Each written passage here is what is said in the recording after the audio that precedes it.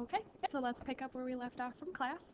We are starting on this page, okay, which starts by discussing how to add fractions. Okay, we had a little practice with this in the beginning of class, and here's more. Okay, a friendly reminder that we always have to have common denominators. Okay, so this is just an example of that. And now we can work on the you try problems. Okay, so we first see that we have two positive fractions and they already have common denominators. So we can go ahead and add the numerators. 5/9 plus 2/9 is 7/9. Okay, and that's already in simplest form, so we can move on to the next question. Okay, this one we see that we have two negatives. Okay, whenever we have the same sign, meaning they're both positive, they're both negative, we're going to go ahead and add those values and keep the sign. Okay, now in this case, we're going to need common denominators. Okay, the smallest common number between 5 and 2 is 10.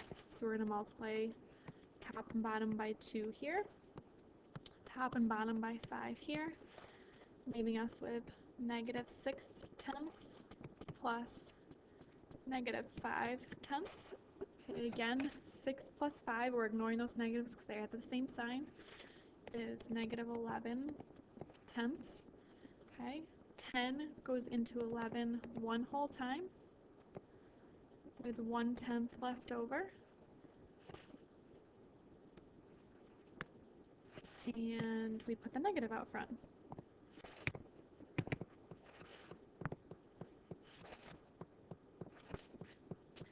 I would now like you to pause the video and try 3, 4, 5, and 6 on your own. I will be checking those tomorrow as part of your homework. Okay, and when you're all set, go ahead and flip to the next page.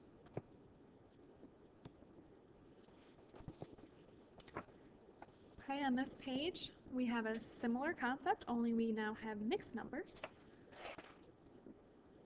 Okay, it says change each mixed number into an improper fraction first, then get common denominators, then add, and then finally put it back in simplest form or mixed number form. Okay, so looking at example 1,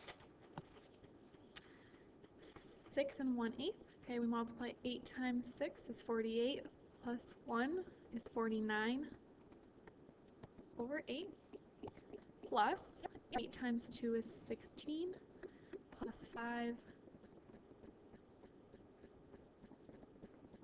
is 21/8. Okay, now we have common denominators. We can go ahead and add. Okay, 49 plus 21 is 70. Keep the denominator. Okay, how many times does 8 go into 70?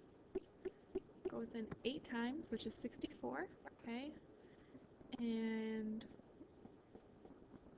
we get a remainder of 6/8, which equals 8 3/4.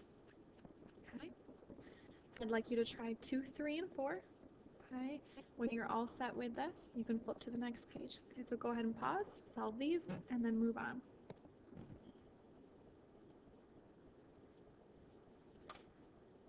The last thing we're going to work on is adding decimals that have the same sign. Okay, what you need to remember with decimals is to always line up the decimal points. Okay, I have chart paper here for you if you need it. Okay, and then again, if you have a positive plus a positive, your answer will be positive. A negative plus a negative, your answer will be negative.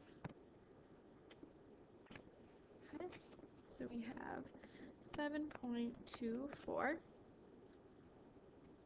and 8.3. I like to add a 0 just so I have everything lined up. 4 plus 0 is 4. 2 plus 3 is 5. Bring down your decimal point. 7 plus 8 is 15. Both of our numbers started positive, so they will stay positive. Okay, let's maybe look at number 3, so we get practice with one negative. Okay, so we have 9.57 and 13.8. I like to add a 0. And we're going to add these. Remember, same sign sum. We're adding them first because they have the same sign. So 7 plus 0 is 7. 8 plus 5 is 13. I'm going to bring that decimal point straight down. 9 plus 3 plus 1 is 13. And then we have a 2. Okay, because both our numbers started negative, our final answer will be negative. What I'd like you to do now is finish the page, okay, showing your work. I'll be checking tomorrow. Okay, and the last thing that you'll need to do when you're done with that is you have instead of a ticket out the door, you have a ticket in the door. Okay, so I'd like you to answer these questions and you'll be turning this in tomorrow for credit. Okay, so to recap, I'm going to be checking this note packet to make sure it's filled in. I'm going to be making sure that you try those sample problems and that you're turning in your ticket in the door. Enjoy the rest of your night.